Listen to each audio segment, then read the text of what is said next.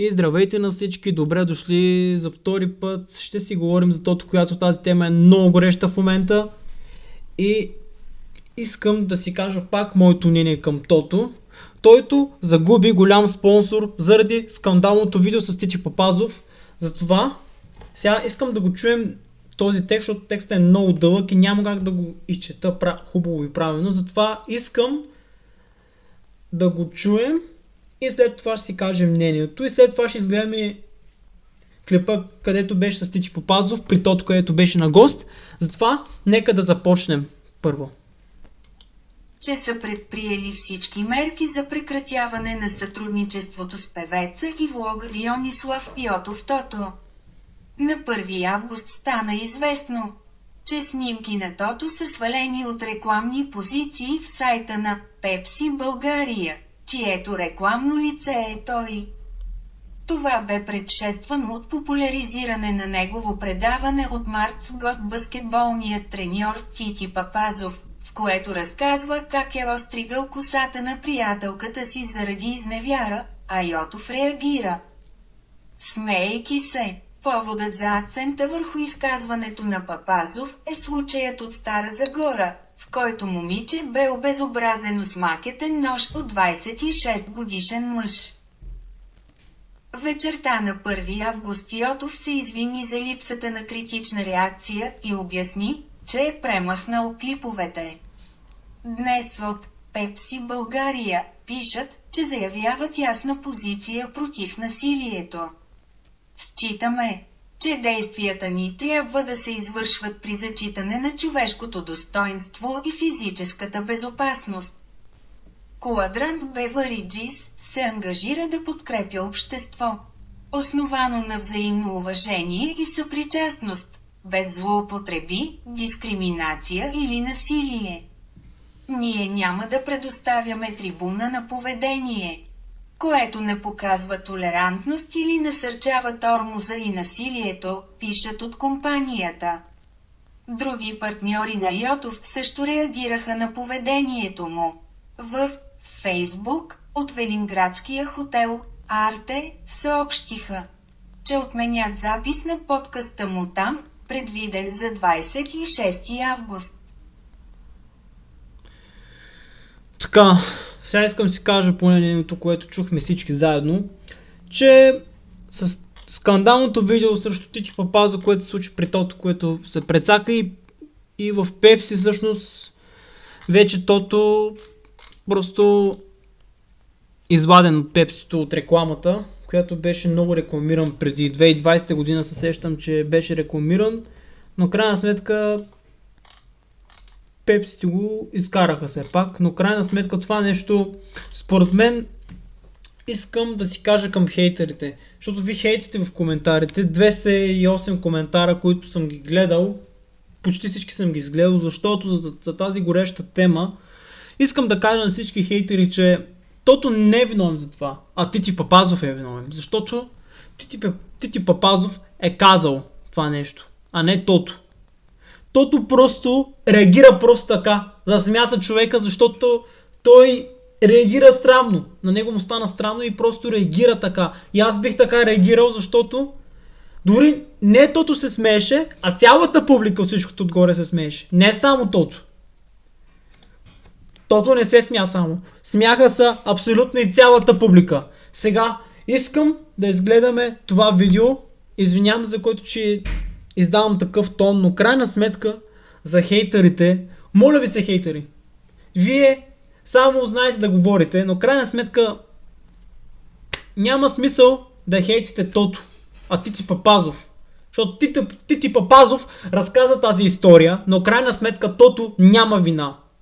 Сега искам да гледаме видеото заедно и след това ще коментираме пак. Затова отиваме към видеото. Където ако пръднеш малко по-силно на 8 етаж, със сигурност се чува на третия, но има еко и на първия. Тя почва да се бори неистово за косата си.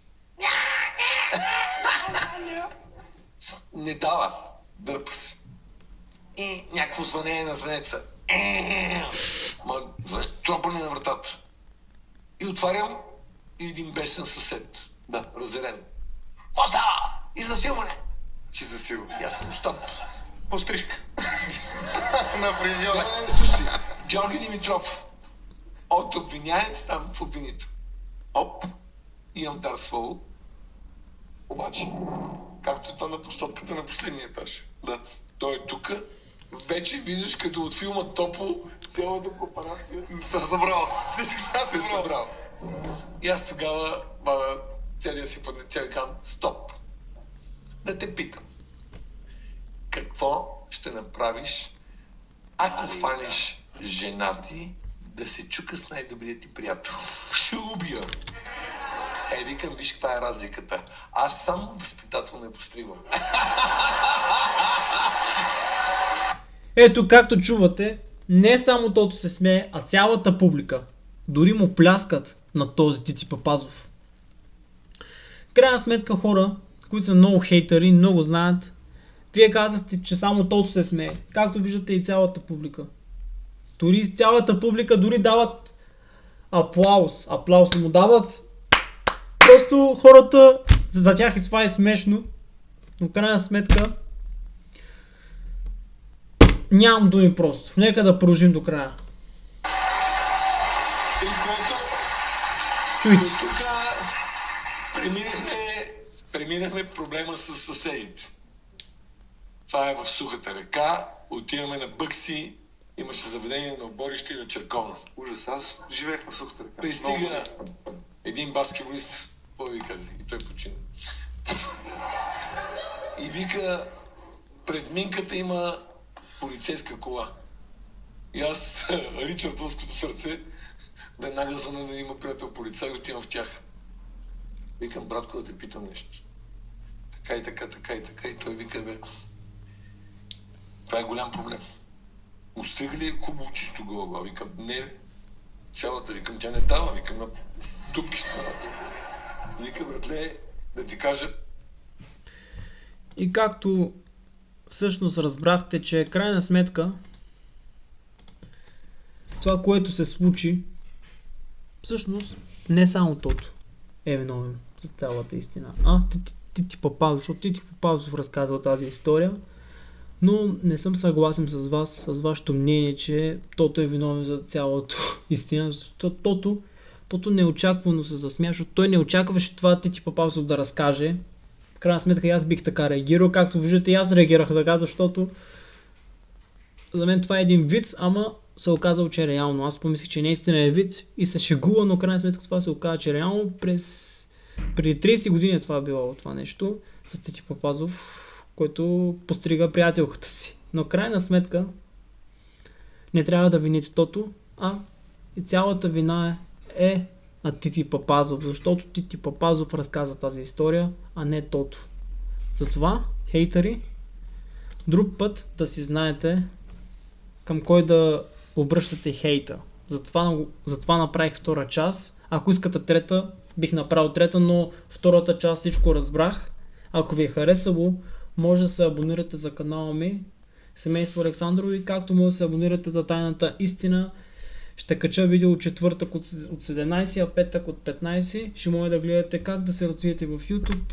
И може да се абонирате, така помагате да се развивам, за което и съм много съм благодарен, ако се абонирате. И за този канал също. Този канал е влогове, качвам всякакви неща, песни, каквото ми дойде, просто качвам и този инцидент нямаше как да не го коментирам, защото това нямаше как да не го коментирам.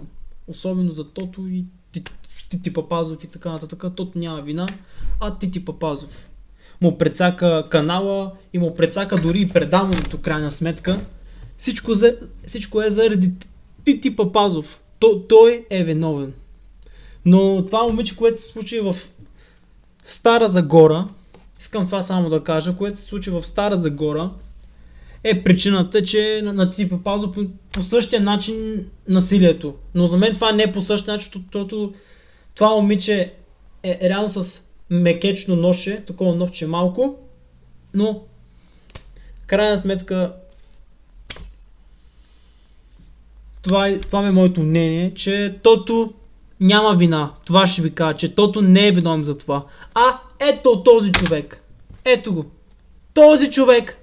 Този е виновен. Тити Папазов, защото Тити Папазов прецака канала на Тото най-вече и Тото си скри видеята. Той не си ги изтри, а си ги скри. Както разбрахте в предишното видео, може да го изгледате, ако не сте го гледали, или можете и направо в Тото да го изгледате, но това вече го гледахте, този видеоклип, и ще знаете цялата истина за това. Ако има нова новина, ще направя трета част дори за това, защото Тити Папазов трябва да си поеме и това. Няма значение, дори да отиде в затвора, за мен е минало свършено, но за мен това жената го е преживяла много тежко и за мен това не е нормално да се шегува така. Просто за мен това не е нормално, но крайна сметка поведението му е много такова. А Тото не се засмя. Хора, ви моля ви, не го обвинете, защото Тото реагира така. И аз бих реагирал така. Ако някой ми каже, че ударих приятелката си и ще я наръгам с нож.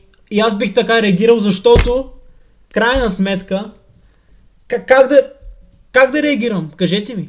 Примерно аз ако реагирам, ако съм на Тото мястото, няма да се извиня дори. Няма да ви кажа извинявайте дори. Направо ще ви рапорта всички, ако бях на Тото мястото. Затова до скоро.